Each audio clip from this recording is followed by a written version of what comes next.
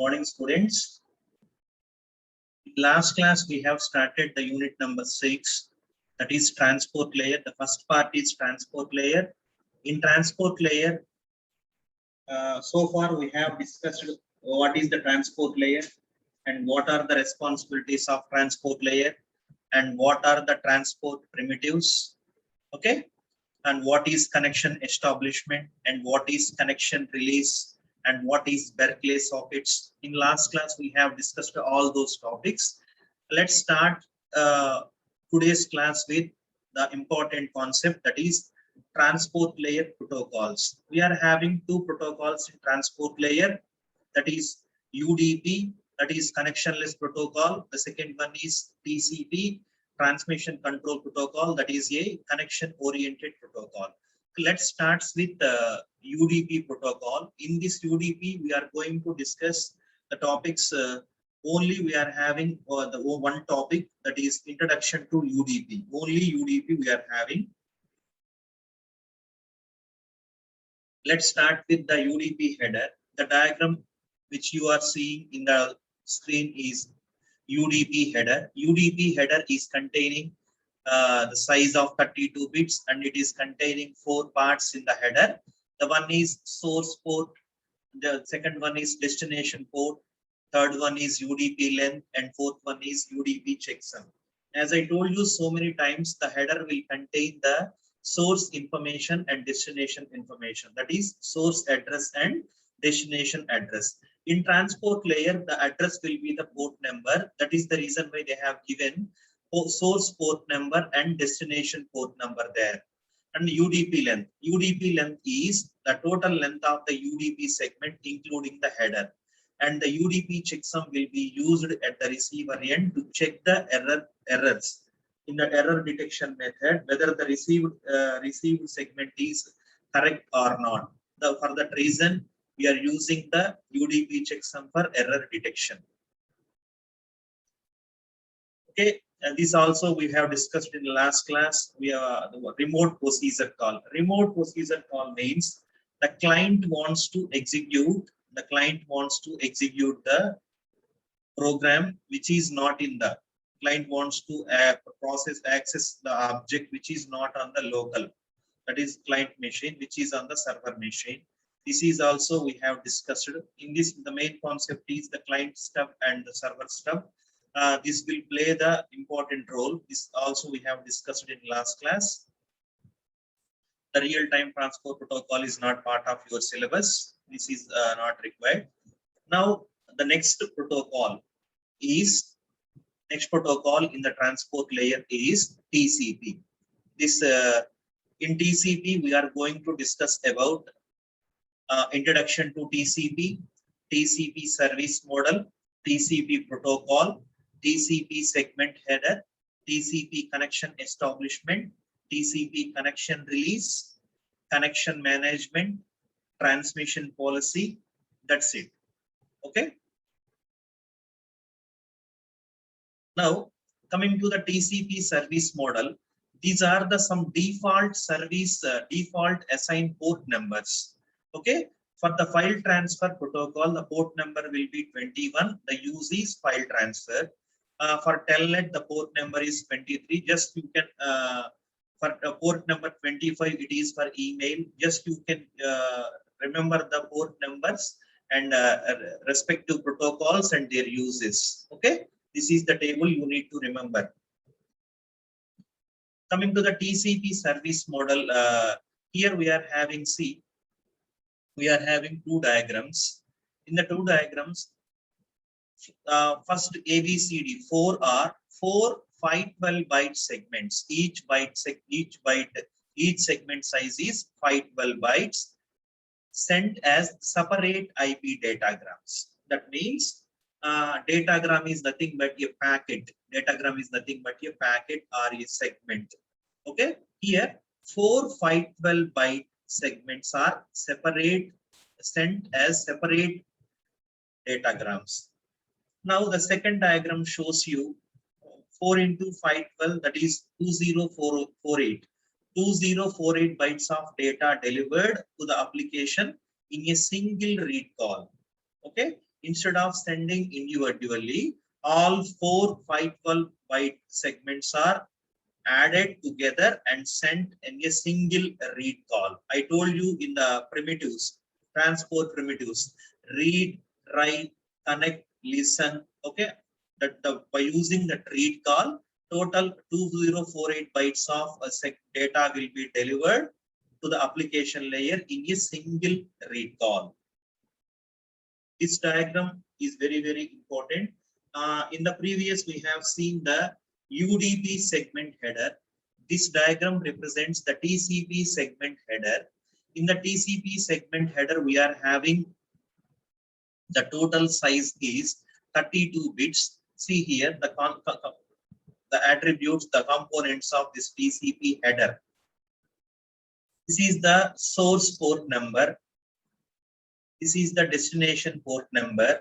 This is the sequence number of the packet. This is the sequence number of the packet. And this is the acknowledgement number. This is the acknowledgement number. In the next, we are having TCP header length. Total header length will be included here. And this is the reserved field. This is the reserved field. These are the flag values. These are the flag values. This URG means urgent flag. This is the ACK flag. This is the push flag, reset flag, and reset the connection. RST means reset the connection. This is the synchronization flag for connection establishment. This is the finish flag for the connection release. This is the window size. Okay, I told you in the sliding window protocol, the size, sending window size, the receiving window size. Here, this window size represents the size of the window. Here, this is a checksum field. This is a checksum field, which will, what is the importance of checksum field? Checksum is used for error detection. Checksum is used for error detection. Now, the next field here is urgent pointer. Here, okay, after checksum, we are having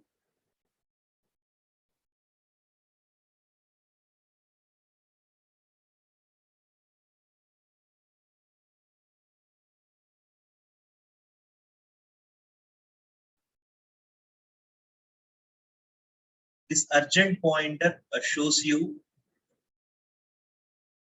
the priority of the segment. Okay, the priority of the segment to be transferred. Next one is the options. Options is if there any additions, any additional fields to be that is reserved for 0 or 32-bit words. That is the reserved one. And finally, this is the data. This is the data.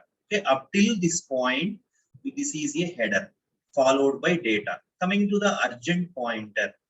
This urgent pointer is a 16-bit value in the TCP header. This is the part of the TCP header located after the checksum field. Located after the checksum field, that is set to the TCP urgent flag always set. This urgent, see here, URG means this one. See, URG mentioned in the flags. This is the urgent pointer. When TCP urgent flag is 1, here this urgent flag is 1, the value indicates how much of the packet data starting from the first byte is considered urgent data by the sender. See, if this urgent flag is set to 1, is value given by 1, that is, this value indicates how much of the packet data starting from the first byte is considered urgent data by the sender. So this is the meaning of urgent flag. Okay, this is the checksum flag for error detection. This is the window size. Here, these are the flags: urgent flag, acknowledgement flag, push flag, reset the connection flag, synchronization for connection establishment, finish FIN for the connection release. This is the data, which is an optional. See, Till this point, we are having the TCP header. Okay, total size of TCP header will be 32 bits, and this urgent pointer will be the 16-bit value. This urgent pointer will be the 16-bit value.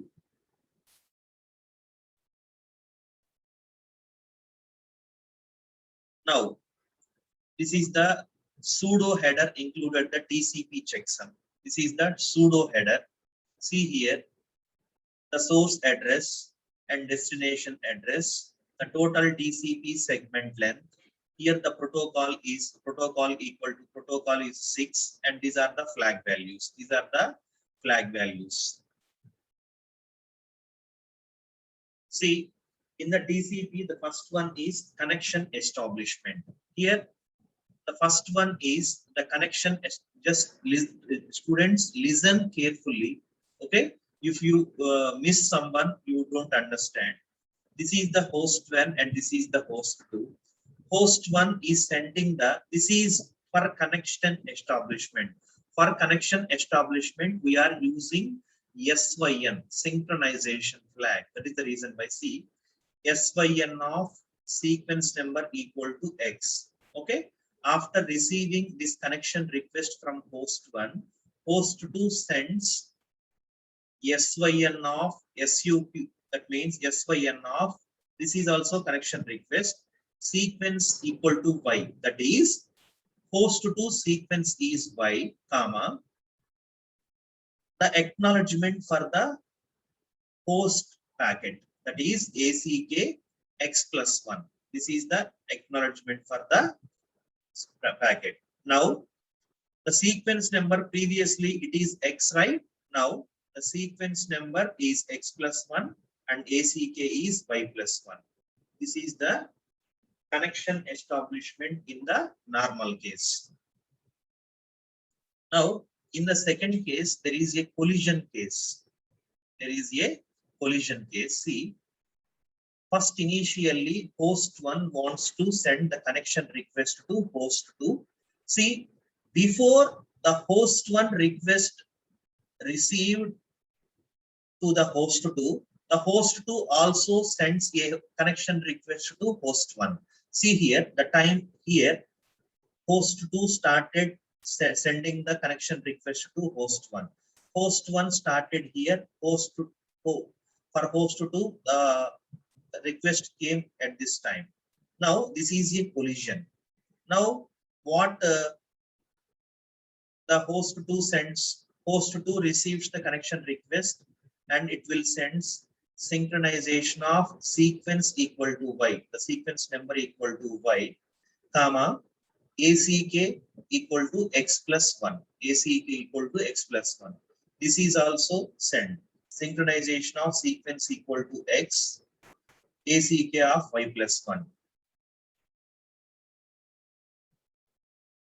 Okay, this is the two cases. That here the collision means before this request reaches here, the host 2 also sent a request. Okay, before this sent an acknowledgement, this also sent a. You see here, these two got collided. These two got collided. Here, the TCP connection management modeling. Okay, these are the different states of TCP. Just you can remember these states: closed, listen, synchronization, receive, synchronization, send.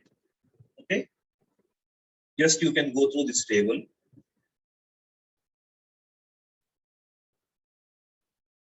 Here, this diagram shows you the TCP connection management modeling. Here, see, in the TCP connection management, TCP connection management finite state machine, the heavily solid line is the normal path for a client. This is the right side one. See, the heavily or the solid line is the normal path for a client. The heavily dashed means the dashed lines is the normal path of the server.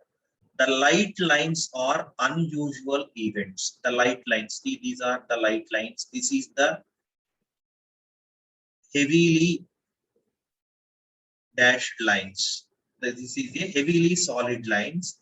This is the light line. The light line indicates unusual events. Here the each transmission is labeled by the event causing it and the action resulting from it, separated by a slash. See here, initially start the connection request, step 1, three-way handshake method. Right, the right side one is the client one. See this heavily solid line. That means the first the client sends a synchronization is sent. Okay. Okay, it will send the close. Okay, this is not required for you. This is not your part of syllabus. Okay, just forget about this. This is very confusing for you. Once I will come back to college, I will tell you in the class. Because here there is so many confusing points. Okay. Yes, TCP transmission policy. This is a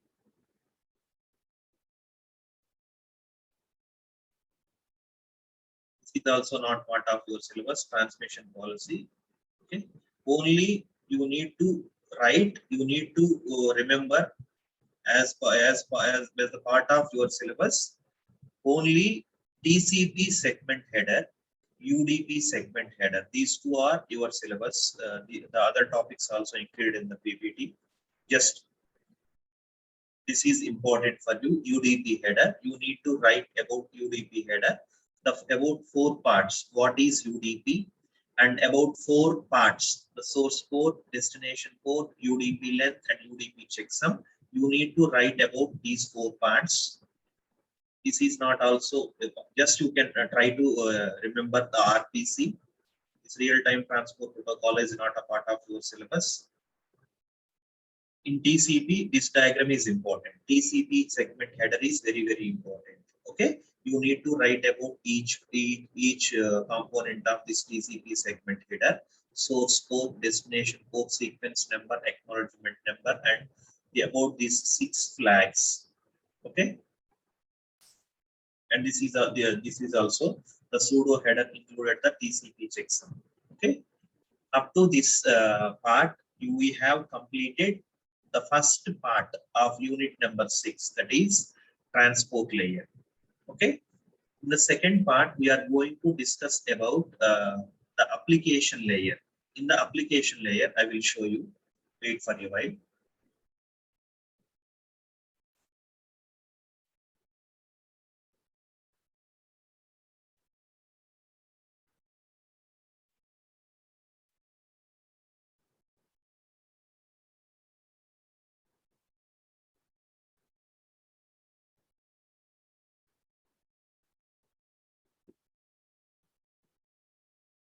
See here, in the transport layer, we have only 2 protocols, the internet transport protocols. One is UDP. In the UDP, only you need to write what is UDP, and the internet transport protocols. The internet transport protocols, that is TCP. The second one is TCP. Today we have discussed about that. In the second part of 6th unit, first domain name system, DNS.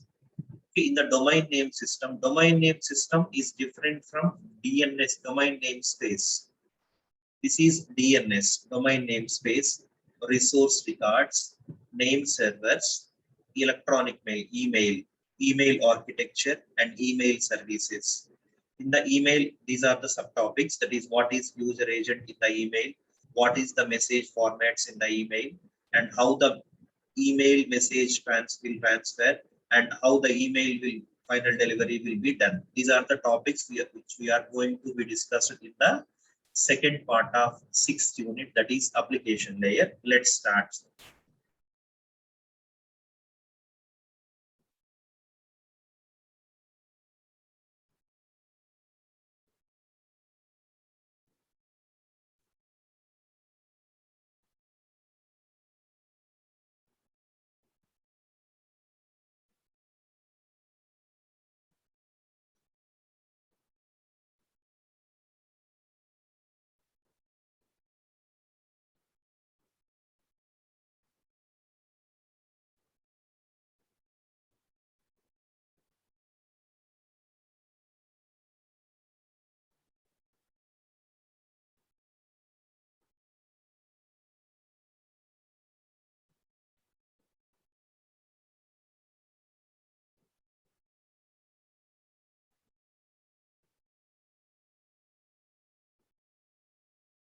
Yeah, this is the application layer.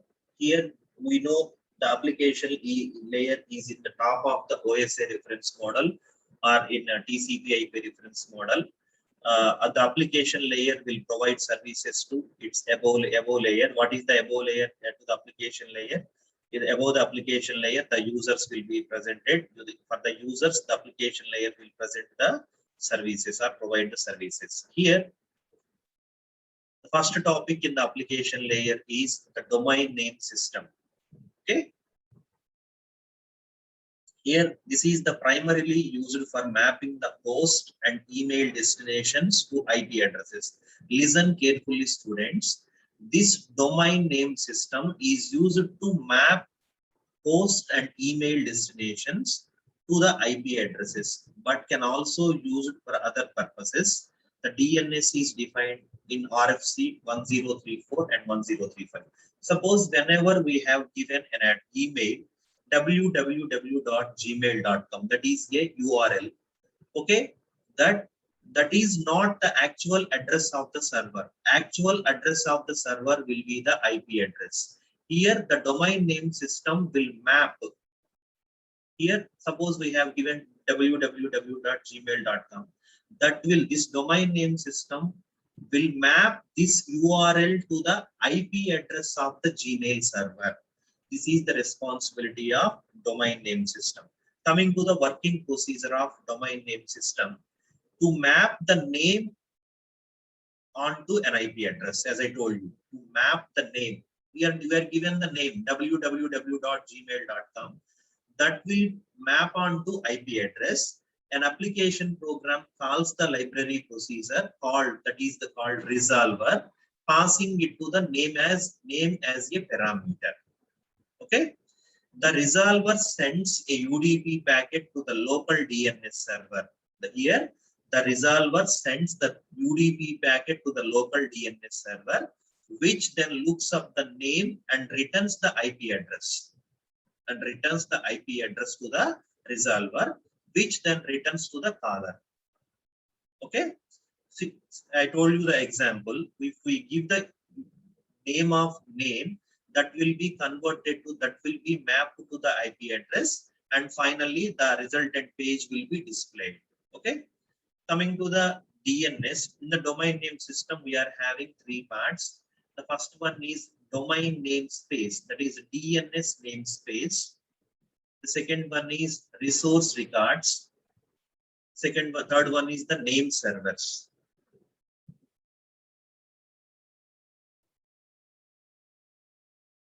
The first one is DNS namespace. See here, the internet is divided into several hundreds of top level domains. Okay, the internet, total internet.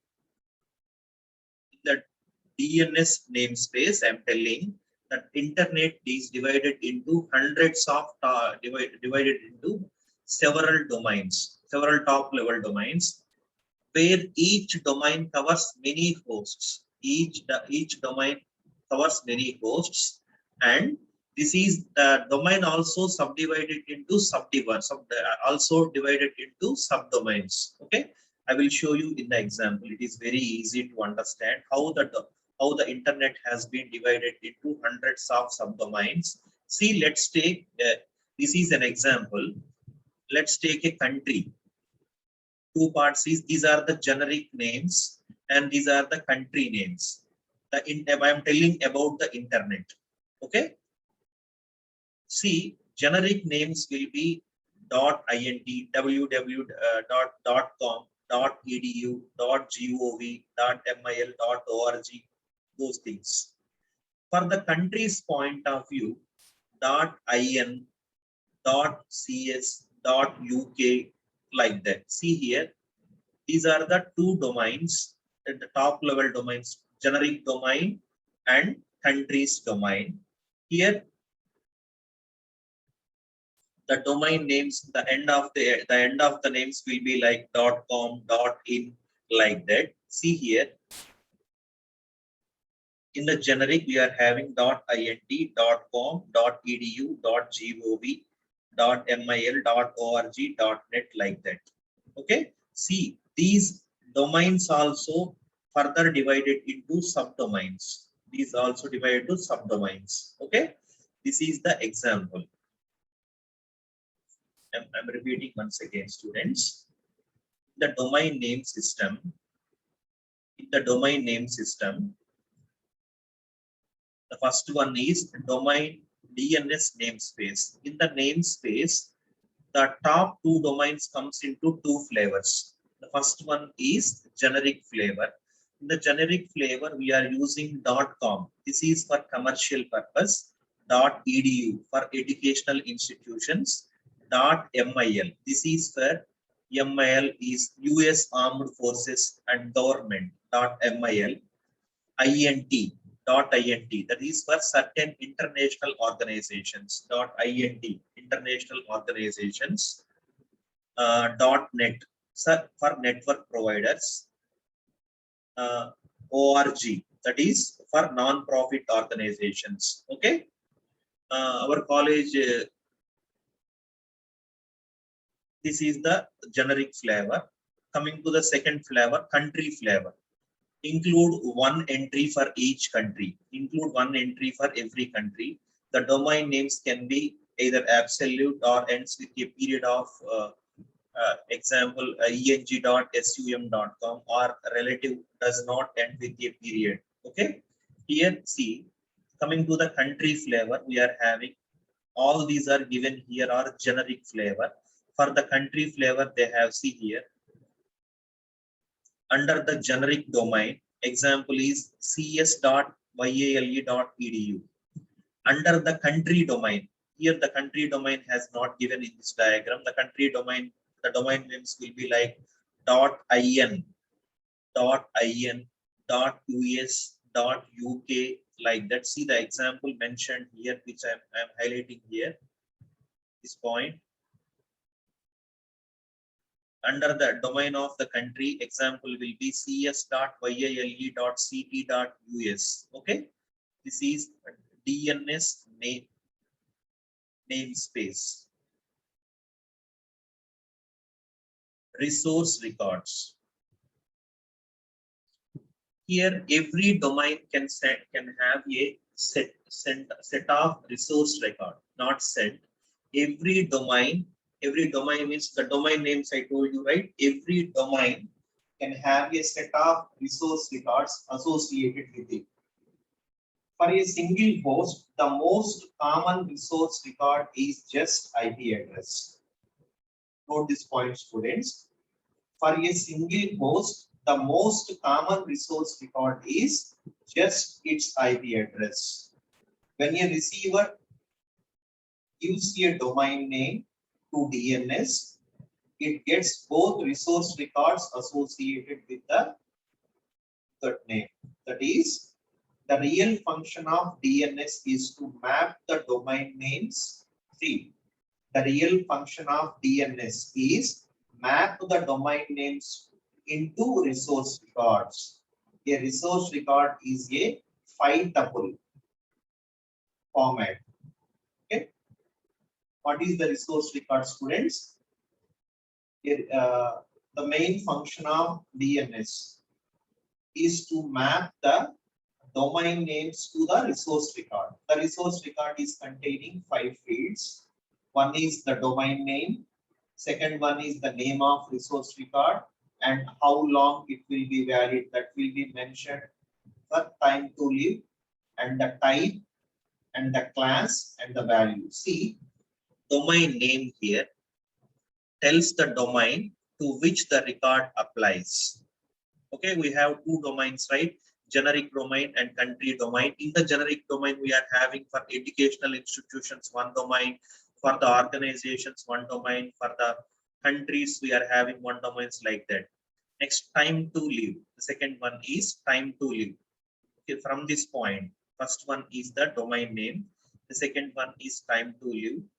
That is, gives an identification how stable the record is. That is how stable the record. That means how long the record will be valid. That is how much number of seconds that is valid. Next, type. The third field is type. The types tells what kind of record is. It is what kind of record. And class is, it is in the internet for internet information and codes and non-internet information. See, it is IN for the internet information and codes for non-internet information. Finally, the value. The field can be the number of domain name. It can be a number. The value is a number, a domain name, or a ASCII value.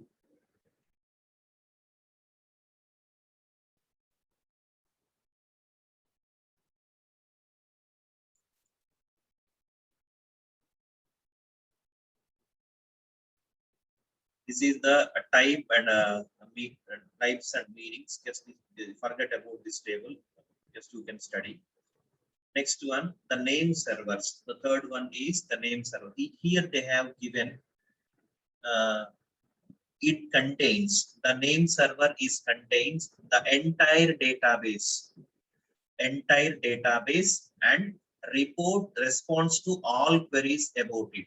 The name server contains entire database and response to all queries about it. DNS namespace is divided into non-overlapping zones. DNS namespace is divided into non-overlapping zones in which each zone contains some part of tree. Some part of the tree also contains the name servers holding the authoritative information about the zone. See, this is the part of DNS namespace showing the division into two zones. One zone is the generic zone, as this is the same as previous diagram. Here INT for international, for .com for commercial, EDU for education, GOV for government organization, for MIL for US military, for .org for organization, .net for network providers. Here the US also given here. Okay, this is the part of, not complete, the part of DNS namespace showing the division into zones. Okay, in the tomorrow's class we are going to complete this unit. Okay, only one topic is there. In the tomorrow's class we will see the continuation to this unit, and as well as we'll start from bottom to top, that is from 6th unit to 1st unit revision also. Okay, that in that revision, first I will show you the previous examination papers, and only we will discuss the questions mentioned in the previous papers. Okay, only electronic mail, email is pending in this unit, that we will close tomorrow, and we'll start revision from tomorrow itself. Okay, thank you, students.